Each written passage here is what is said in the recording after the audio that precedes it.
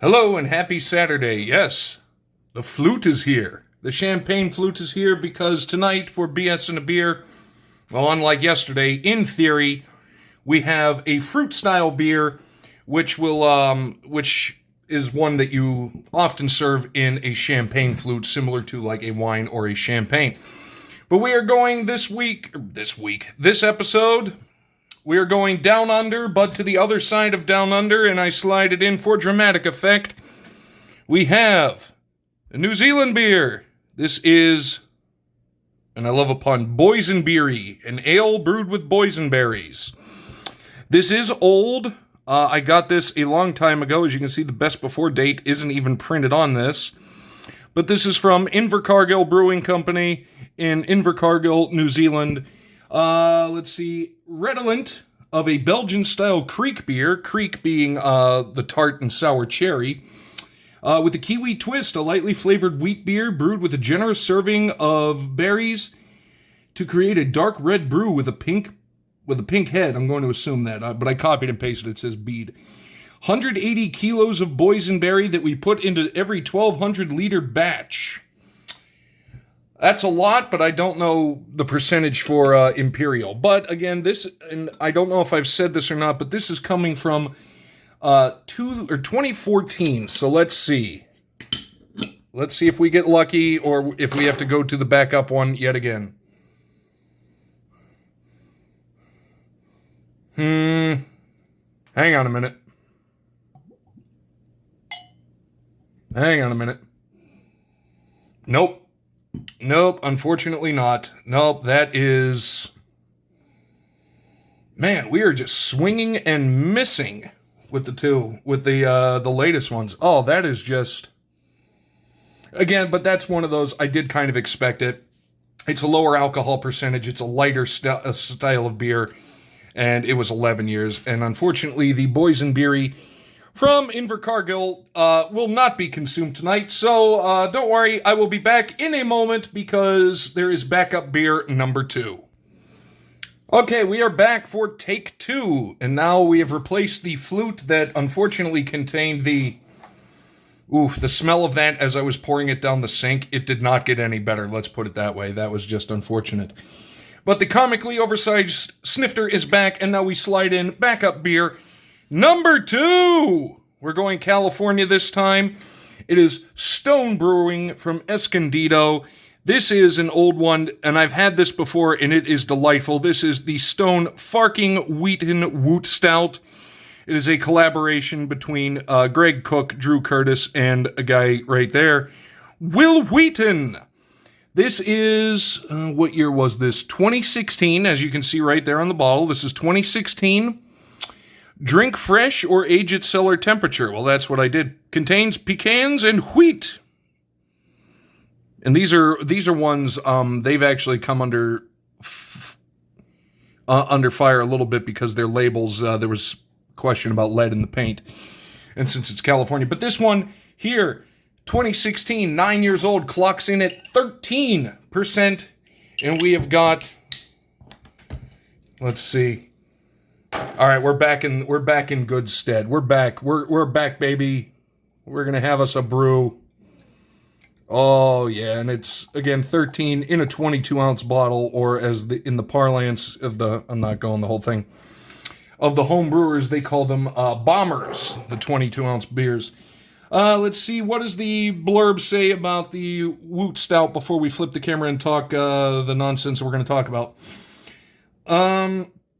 This barrel-aged palate saver has been a favorite among our fans and us since its inception in 2013. Pecans, or pecans, however you would like to pronounce it, wheat, flaked rye, and bourbon-soaked wood provide this whopping, complex superhero version of an Imperial stout with a profound complexity that makes it ideal for cellaring. That's what we did. If you can wait that long. Which we did. Now, we can't say this beer bestows Jedi powers exactly, but your taste buds may just be fooled into believing as much. No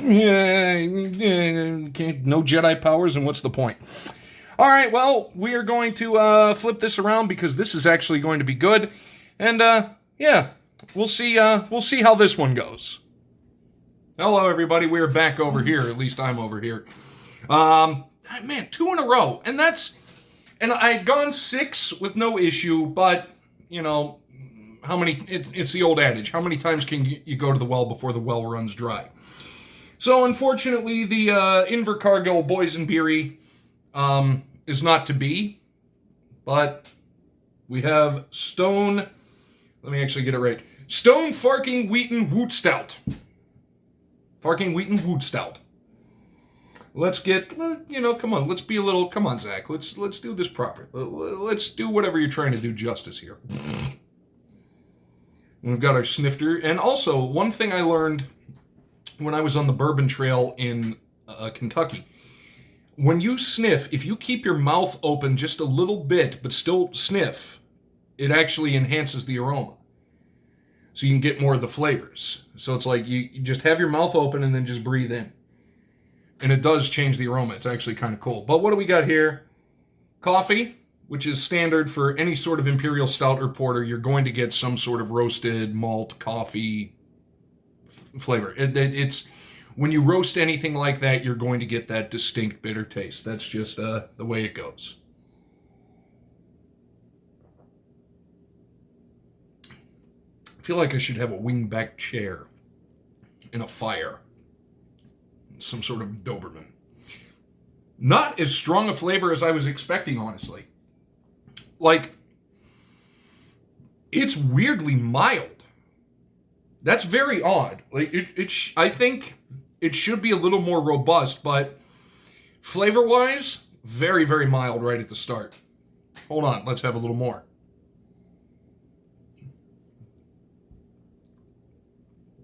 Yeah, it's a little of that kind of red wine, malty thing at the beginning. Then it just fades into like a light, it's like you had some bread and it's just that remnants of that bready flavor. And then a little bit of bitter at the end. I mean, it's not bad, but I just thought it would age better. I mean, it didn't age badly. I just thought it wouldn't have gone down as in flavor as much. That's still drinkable, but this is one, having had fresh, I will say better off fresh. I don't even know if they still make it anymore. I think they might. Or maybe a couple of years earlier, maybe 5 years at the top. But this is, it's starting, it almost tastes like it's starting to break down a little bit, but still very drinkable, and especially for 13%, very smooth. No alcohol, very little alcohol burn. It's all that I'm tasting is predominantly the roasted malts. Now, let's get into the topic at hand. There it is right there. Let's take a look at it. Is the hot dog a sandwich? Well, we have to talk about it. Webster's Dictionary, the one that we've all come to know and love, defines a sandwich as 2 or more slices of bread, or, and this is important, or a split roll with having a filling between them. So by that definition, a hot dog is a sandwich because it is a split roll, you know, and according to Webster, like, and this is something that John brought up in his letter a while ago, let's pay attention to the language we've all agreed upon.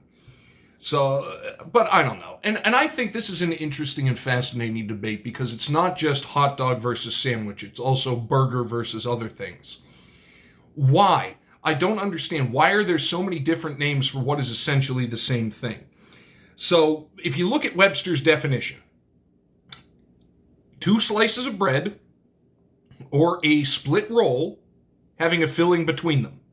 With that simple definition, that encompasses the hamburger, your basic sandwich, and also your hot dog, because that is a split roll, or in the case of the hamburger, a hamburger bun, 2 slices of bread. However, did you know, interestingly enough, that the hamburger came around in the U.S., at least, as we know it, in 1895 at Lewis's Lunch, still open, I believe, in New Haven, Connecticut.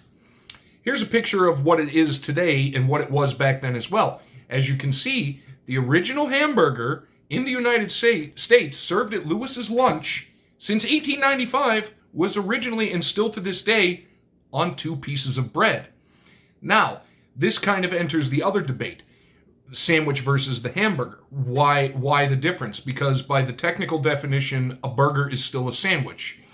And then you get into, the Europeans, they distinguish between, here in America, we call anything on a hamburger bun a burger. So, like a hamburger, cheeseburger, chicken burger. I don't know. Or no, we don't call it a chicken burger. We should, but we don't. We call it a chicken sandwich. But over in the UK especially, what we would say is a chicken sandwich is a chicken burger to them because it's on a hamburger roll. And interestingly enough, I did look it up, by the way. The hamburger came around in 1895. The hamburger bun was created in 1916 by Walter Anderson of White Castle. The old White Castle. God, that place. I like that place. It's an interesting place, especially at night.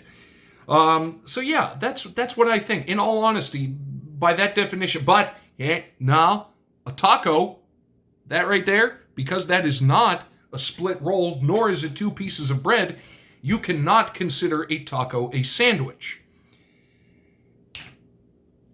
Now here's one for you. What about that right there? What about the ice cream sandwich? I think it is misnamed because that is neither 2 pieces of bread, nor is it a split roll.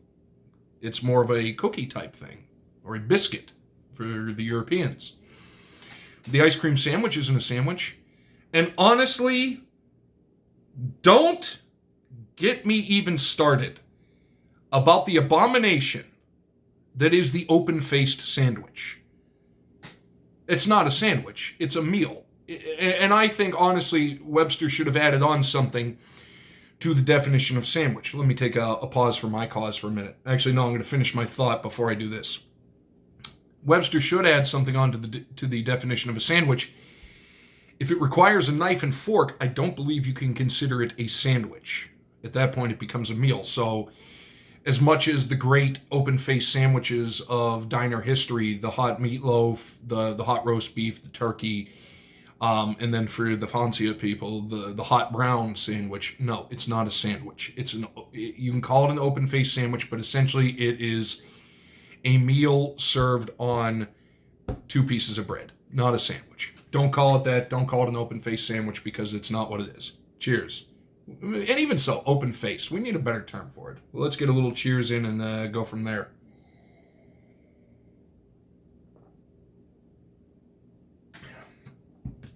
And also, I don't taste any sort of pecan. I don't know. It's like almond. People say almond, but it's weird. The first time I heard somebody say almond, I was like, that doesn't seem right, but then I thought about it. And this is diverging from the original topic, but I thought about it because if you have the name Alan, which is my dad's name, and you shorten it to AL, it's not all, it's Al. So it stands to reason, again, let's pay attention to the language we all supposedly agreed upon, of it should be almond, which is weird. But the pecan, I know it's very, very much regional. I know down south they say a lot of pecan. Europeans say pecan. I know people up here say pecan, pecan. I know pecan, but again, all regional pronunciation. Now, to go back to where we were, I would actually like to take you back to where the origin of the sandwich began. We all have heard the story, the Earl of Sandwich. Well, this is true. And it was in the year 1762. This is another thing you're going to get with me, is random historical facts, nonsense, and other sorts of hoopla. In the year 1762, John Montague, who was the 4th Earl of Sandwich, and also a very prolific gambler, he would often spend so much time at the gambling table with his friends that he would forget to eat. So he would have his servants bring him essentially meat between two pieces of bread so he could eat while continuing to play cards or whatever they were playing. It didn't have a name at that point, but it would become the sandwich because his gambling buddies all saw what he was getting and like, you know what, that looks good. And they were smart men to say so. And they would, at that point, they would begin to order their food like sandwich because that's what they called him. So let us see, we have talked about the Webster definition. So, and by that, I have to say, the hot dog, I would have to say, is a sandwich. And the hamburger, I'm sorry, is a sandwich. Ice cream sandwich is not a sandwich. It's a delicious confectionery. The open-faced sandwich is not a sandwich. It is an abomination. The taco is not a sandwich. It is delicious. But then there's this crime against humanity. What if, for all of you people that say the hot dog is not a sandwich, it's its own thing, what happens if you take the hot dog sausage, the Frankfurter, slice it lengthways and put it between two pieces of bread? Is it still a hot dog? Now, it makes me wonder, do people call it a hot dog kind of like how we assign a generic name, a familiar name to a familiar product? Like the sticky notes, regardless of who makes them, and only 3M can actually make that particular brand name, we all call them Post-it notes. We all call the little cotton swabs. We all call them Q-tips. I'm just wondering if that's a case, like they just refer to the entity as a hot dog, because really, in reality, the hot dog refers to the sausage. So it makes me wonder. Now, and so my conclusion and my take on this, and I'm curious to know what your takes are down in the comments below. Where do you stand on the, I guess it's kind of heated, on the heated debate of sausage, is a hot dog a sandwich? Like I say, by the definition, in the same thing, let's pose it to you this way, since it's also on a split roll like a hot dog is. Depending on where you are in the country, you will call it a variety of different names. The sub, the submarine, the hoagie. I grew up with hoagies. The grinder up in New England. But the big sub sandwiches, you call them sandwiches. They're on a split roll. And I know you'll say, but, when I get it, the roll was split. That doesn't matter. That's just a small matter of logistics. The fact of the matter is that, yes, call it what you will, the hot dog, by definition, is a sandwich. The hamburger, by definition, is a sandwich. The chicken sandwich, well, by definition, is a sandwich, but shouldn't be called, no. I don't understand why we differentiate that. Because, and I know what people will say. It's like, oh, it's because it's on a hamburger bun. Okay, but other things are on hamburger buns, but they're also referred to as sandwiches. I've made a peanut butter and jelly sandwich out of a hamburger bun in the past. A lot of people have. It's just silly to think how different, how many people can be so divided on what I consider such a simple thing. It's fascinating to me. It truly is fascinating. And that's why I do this, because it's stuff that fascinates me. And as I wind it down, I will have another sip of the beer, and then I will tease what will be coming next Friday, because I've started doing a lot more research. And as you can see, I'm putting up graphics and everything. So, I'm doing okay. What is coming next week? Oh, yes. Well, we're going to dig more into beers. I have the beers picked out already because there is a little bit of logistical work going on, so I can't do the wheel or anything. And then because I've used up the 2 original backups, this is a weird week. I mean, it's a weird way. It ends, it's a weird way to wind out August. It's also weird. Monday here in the U.S. is Labor Day. And I'm not used to Monday being the 1st, so it's very, obviously my dad said it earlier, it happens once every 7 years. Well, that's true. but it's just very odd. So, like, I was talking to a friend of mine, and she said, oh, and Monday's the holiday. I'm like, what holiday is September 1st? And she said, oh, it's Labor Day. I'm like, wow, that's earlier than normal.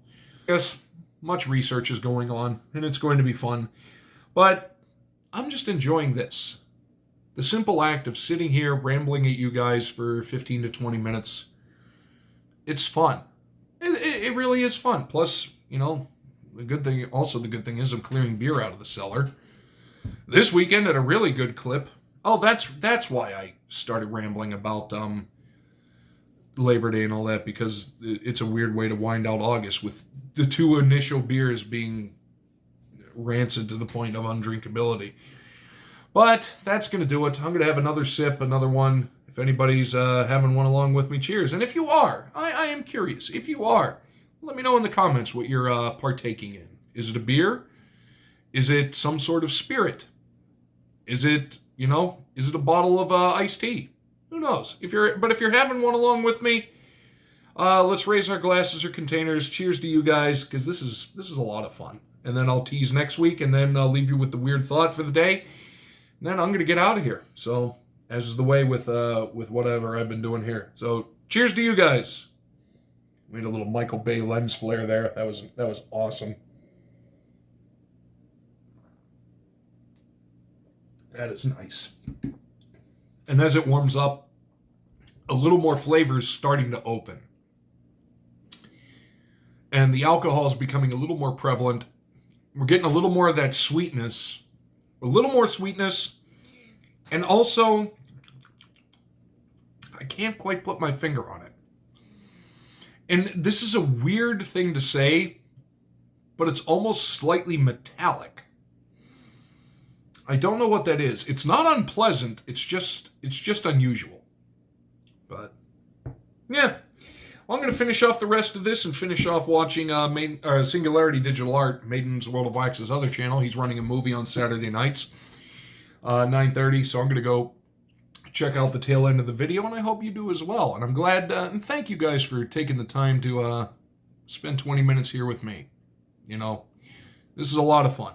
So, coming up next week, next Friday for that matter, here's your teaser. Next Friday, I'm going to talk to you about arguably the greatest gladiator to have ever lived that you've probably never heard of. In fact, I'd be more than willing to bet you've probably never heard of this guy. But we will find out next week. And I'm going to close it out with this, my friends. As I take one more sip, I'm going to leave you with a parting thought. How in the world do our brains remember that we have forgotten something, but we can't remember what that something was?